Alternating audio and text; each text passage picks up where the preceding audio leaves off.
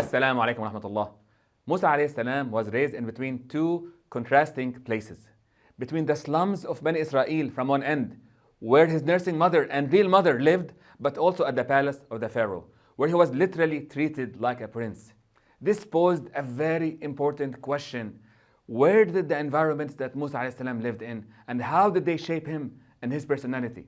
Allah subhanahu wa ta'ala tells us, وَلَمَّا بَلَغَ أَشُدَّهُ وَاسْتَوَى آتَيْنَاهُ حُكْمًا وَعِلْمًا وَكَذَلِكَ نَجْزِي الْمُحْسِنِينَ. Clearly, this all was a deliberate divine preparation from Allah subhanahu wa ta'ala to shape him into a well-rounded leader.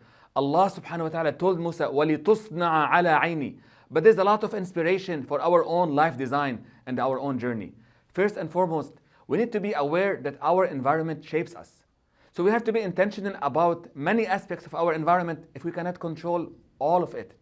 The dual upbringing of Musa alayhi salam between the luxury of the palace and the humble lives of Bani Israel gave him a unique perspective.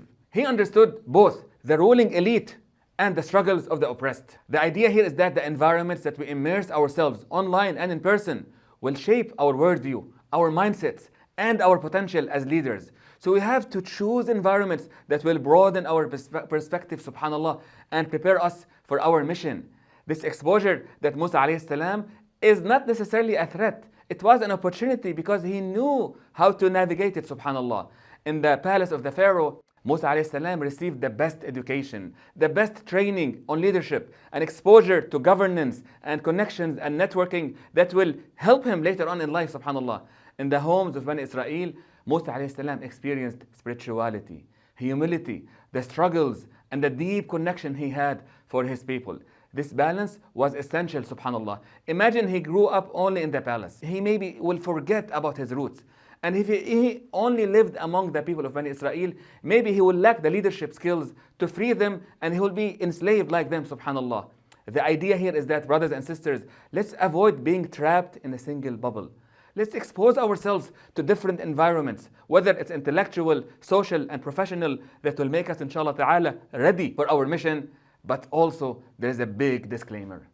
The environment will determine character. Remember that Prophet Muhammad ﷺ told us, حَامِلُ الْمِسْكِ وَنَافِخُ الْكِيرِ. It's a very famous hadith. The carrier of the musk and the blacksmith. Everyone who hangs out with us will shape us, and we will shape them. We are influenced by our surroundings, consciously and subconsciously. The palace of the Pharaoh was filled with corruption and tyranny.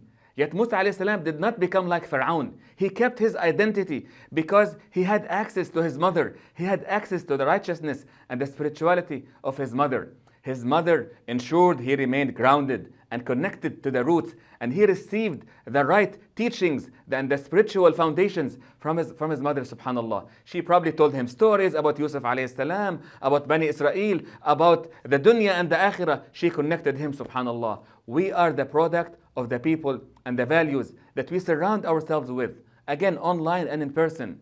Even if we must operate in a corrupt or negative environment, in the hustle culture, let's make sure that we have strong moral anchors elsewhere, and let's be intentional about what we take and what we leave from the corrupt environments. Brothers and sisters, if we want to produce leaders, the best leaders understand both the power dynamics and the people. Musa alayhi salam, because he grew up in the palace of the Pharaoh, he could later confront the Pharaoh fearlessly. He was not intimidated by the status of the Pharaoh because he has seen him and his weaknesses. He's seen him when he sleeps and he wakes up. At the same time, he had deep empathy for the suffering of Bani Israel, which will make him, inshallah ta'ala, the best leader for their liberation. Leaders need both, need strength, need empathy. Rahmatan and ilma and strength, subhanAllah. So what's the call to action here? We have to realize that we are the average of the 5 people that we interact with the most. Think about it, the 5 people around us, they will shape our worldview, they will shape our values, they will shape our morals, and they will shape our behavior on a day-to-day basis. So let's be conscious about the people that we interact with the most, subhanAllah. Some of them we cannot control, but at least ask ourselves, are we affecting them? Are they affecting us In what ways? Let's make sure if we really want to design our life like Musa alayhi salam, وَلِتُصْنَعَ عَلَى عَيْنِي, let's be intentional about things that we can change and things that we can adapt or draw some boundaries and limitations. We ask Allah subhanahu wa ta'ala to help us design our lives in a manner that pleases Him. See you next time. Assalamu alaikum.